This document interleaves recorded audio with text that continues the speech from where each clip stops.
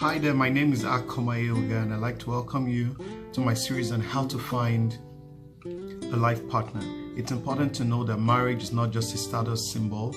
Marriage is serious business, and if you want it to last, you've got to lay the right foundation. One of the first questions you should ask yourself is why you want to get married. Is it because your friends, your peers are married and you feel left out? Is it because there's pressure at home and so you just think this is one way you can escape that pressure? For some people, they want legit sex, so because once you get married, you receive the license and so you can have legit sex, but you have to be able to tell why exactly you want to get married. I believe that about 65% of the people who get married are not really prepared. Like it's often said, that people who spend time preparing for the wedding but not for the marriage, and so when they get married, they are just lost in a maze and they really cannot say what is going on. My question is, how prepared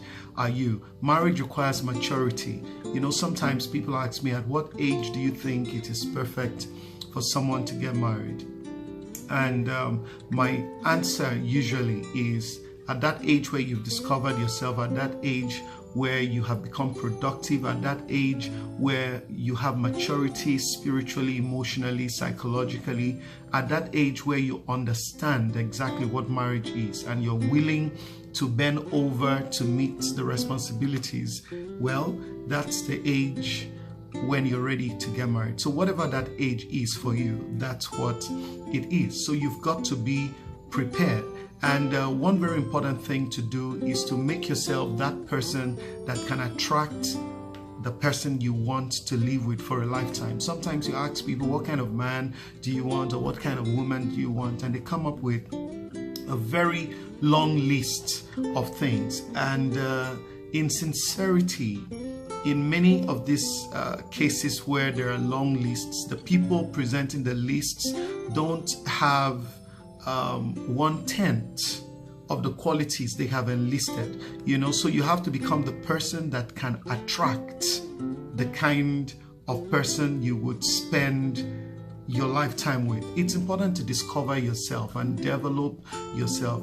Have a vision. What's your vision? What are you going to spend your life doing? If you ask a young lady to get married to you, my question is, what are you going to spend your life doing? Where are you taking her to? When a young woman says, I'm going to get married to this man, she's saying, I'm willing to follow you to where you're going to.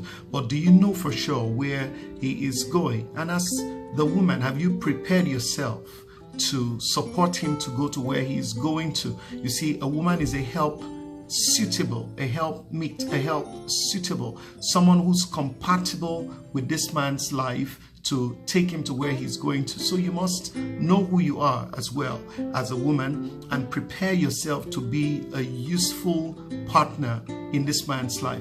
Let's look at Genesis 2. If you read from verse 15 to verse 18, verse 15, God gave Adam responsibility, so he knew what he would spend his life doing.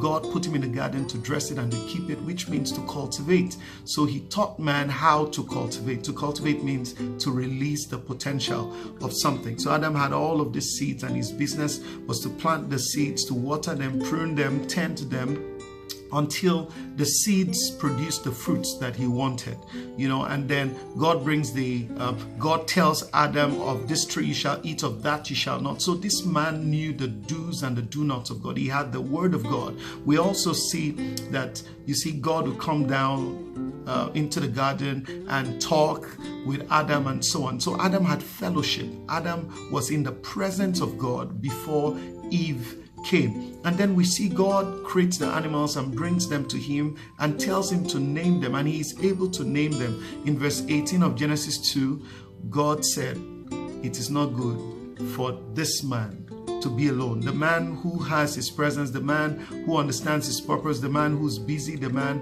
who's productive, the man who is in his presence, who knows his word, was the man who was ready for a wife. He taught him to cultivate because the wife that would come would not be perfect in herself, but a perfect match for him. And it would be his responsibility to create an environment around her to discover and develop her. If you're a woman, it's important to know that your man has the ability to cultivate you, has the wisdom to cultivate you. And if you're a man, it's important to know that your woman would have the ability to see what's in you, where you're going, and who you are even before it is obvious. We are going to return just shortly.